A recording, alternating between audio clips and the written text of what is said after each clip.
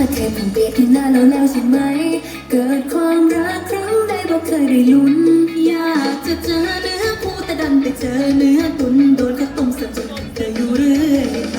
เหมือนกำมาเทพมันลองใจให้เจ็บทุกครั้งที่มองใครพระเอกนักรักต้องการเป็นโสดตอนจบมันในละครไทยอยากจะมีใครไว้เกี่ยวดองก็ได้แต่เจ็บประตองใจอยากจะบินตอมดอกไม้กับเขาในหม้อดันบินเข้ากองไฟเคยคิดว่ารักคุกของยอมใหญ่แต่ใหญ่เท่ากับที่มีไว้หลอกน้ำตาเราต้องไปเช็ดหัวเขาเพราะเขาให้เรากินน้ำใต้เสาก็เกิดมาเป็นไม้เลยจะบอกไม่บอกอะไรไม่ดอกกุหลาบความรักที่เขาให้กันไม่ควรจะบอกอะไรไม่รอกมองเขาแต่ว่าเขาได้สวมกอดเราเฝ้าคือพอแต่อายแต่สอดไปหอดเขา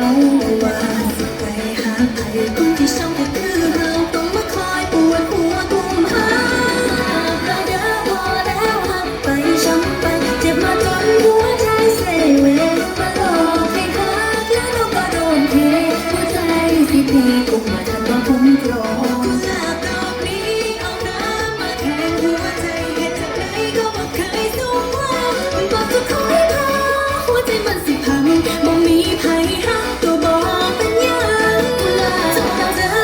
แล้วหักไปช้ำไปเจ็บมาจนหัวใจเสเวมาหลอกให้หักแล้วเราก็โดนเทหัวใจ